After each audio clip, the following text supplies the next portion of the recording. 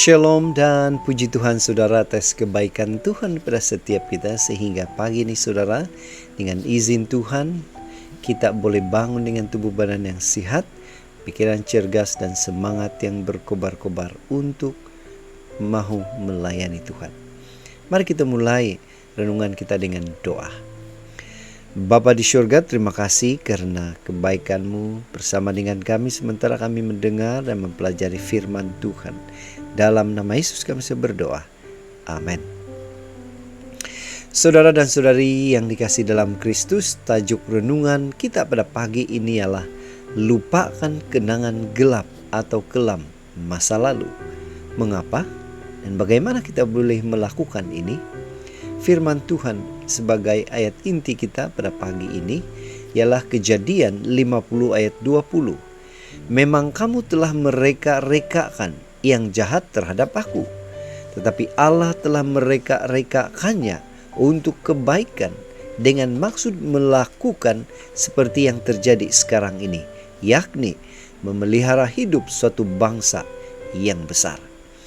Saudara, jika kita membaca keseluruhan ayat bacaan kita hari ini di dalam Kejadian 50 ayat 15 hingga 21, ini merupakan peristiwa atau kisah di mana Yusuf menghiburkan hati saudara-saudaranya.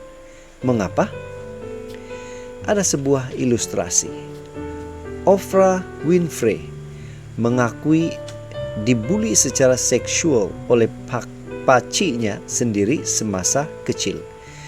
Sebuah pengalaman yang jelas sangat menyakitkan dalam hidup Oprah. Sebuah kenangan masa lalu yang begitu kelam, gelap.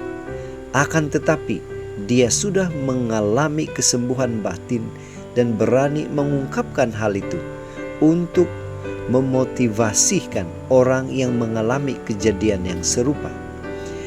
Saudara, dia dikenal sebagai salah seorang pengacara television paling terkenal di dunia.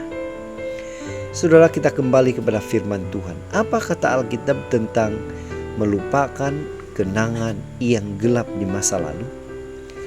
Kalau kita kembali kepada cerita Yusuf, menurut saya pribadi, perkataan Yusuf dalam Kejadian 50 ayat 20, memang dahulu kamu berniat melakukan kejahatan terhadapku, tetapi Allah memaksudkan perbuatan kamu untuk tujuan yang baik sehingga wujud ada yang terjadi sehingga hari ini, yaitu dengan terpeliharanya kelangsungan hidup ramai manusia.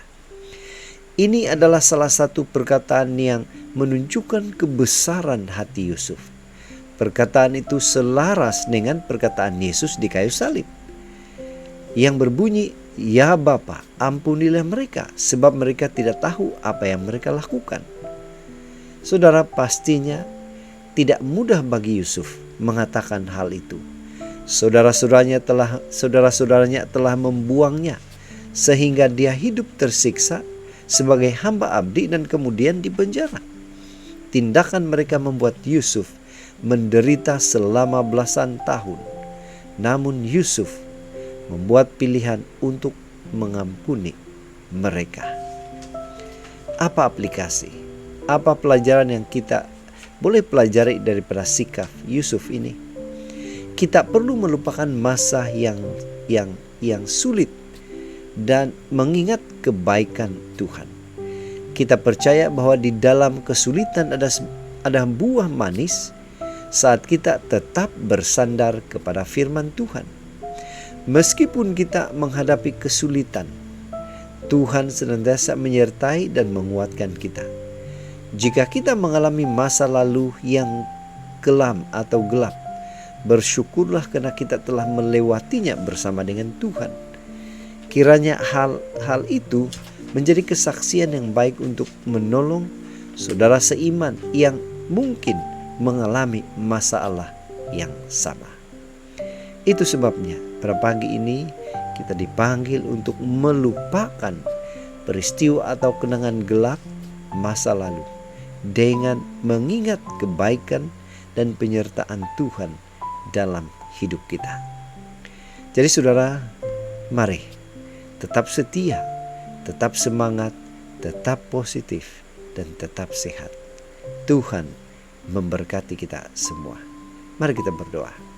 Bapa Surgawi, terima kasih karena menolong kami mengerti akan firman Tuhan pada pagi ini. Dalam nama Yesus kami berdoa. Amin.